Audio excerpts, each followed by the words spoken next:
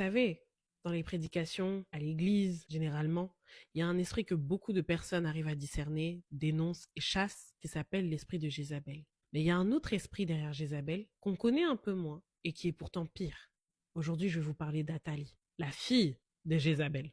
On la voit apparaître dans le livre de 2 Rois 11, dans les versets 1 à 3. Concrètement, Athalie, qui était la fille donc d'Akab et de Jézabel, était une princesse d'Israël qui a été mariée à un prince de Juda. Quand ce prince de Juda est décédé, elle a vu une occasion de monter sur le trône, et quand elle a vu cette occasion, elle a tué tous les potentiels prétendants au trône de David, y compris les gens qui portaient son propre sang. Malheureusement pour elle, une de ses belles-sœurs a caché un enfant dans le temple pendant 6 ans, et c'est cet enfant qui a plus tard repris le trône de Juda et permis que la promesse de Dieu envers Juda puisse se manifester et s'accomplir. Mais Athalie, c'est pas juste un personnage de la Bible. Comme je le disais tout à l'heure, c'est un véritable esprit.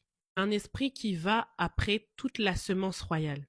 Elle ne cherche pas seulement les enfants de Dieu, elle cherche les héritiers de Dieu. À partir du moment où tu es de cette race royale, où tu acceptes Jésus-Christ et tu commences à clamer ton droit au trône sur cette terre qui te revient, à partir du moment où tu commences à t'asseoir dans les lieux élevés avec Jésus-Christ et tu commences à réclamer la bénédiction d'Abraham qui te revient de droit, à partir du moment où tu commences à clamer la victoire de la croix sur ta vie qui te donne accès aux meilleures choses sur cette terre comme Dieu te l'avait promis, sache qu'Athalie te cherche.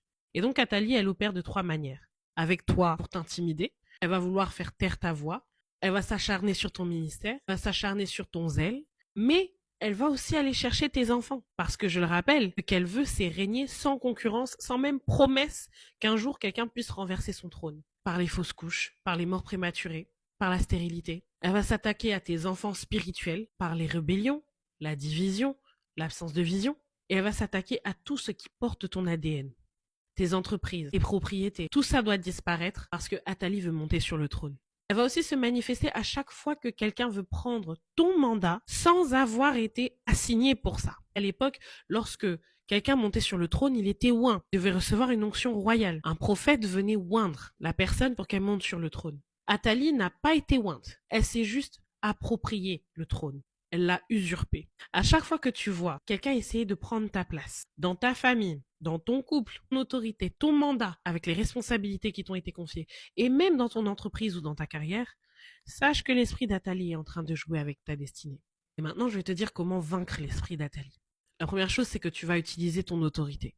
Tu vas parler à cet esprit, tu vas t'adresser à cet esprit et tu vas lui dire que non, il ne régnera pas sur ton trône. Si actuellement tu as l'impression que ton trône est usurpé, ton autorité est usurpée, ta destinée est usurpée, quelqu'un d'autre est en train de jouir des bénédictions que Dieu te promet, tu vas te lever dans la prière, jour comme de nuit, et ordonner, pas supplier, mais ordonner et déclarer que ton trône te revient maintenant. La deuxième chose que tu vas faire, c'est que tu vas te séparer de Jézabel.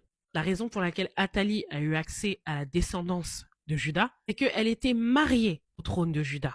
Ça veut dire que son idolâtrie, sa sorcellerie et tout ce qu'elle avait hérité de sa mère cohabitaient avec Juda qui signifie louange. Ce mélange, c'est le symbole d'un compromis. Ce mélange symbolise tout ce que tu laisses perdurer, tous les péchés que tu ne confrontes pas chez toi.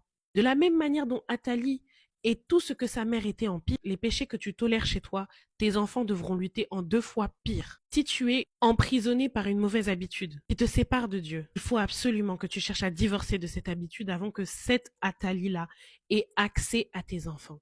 Partout où tu mélanges la sainteté de Dieu avec la saleté du monde et du péché, tu dois proclamer un divorce. Tu dois créer une séparation claire, nette et définitive pour que tes enfants n'aient pas à subir le règne d'Athalie. Si ce message t'a parlé, tape « Je récupère mon trône » en commentaire. Shalom, shalom.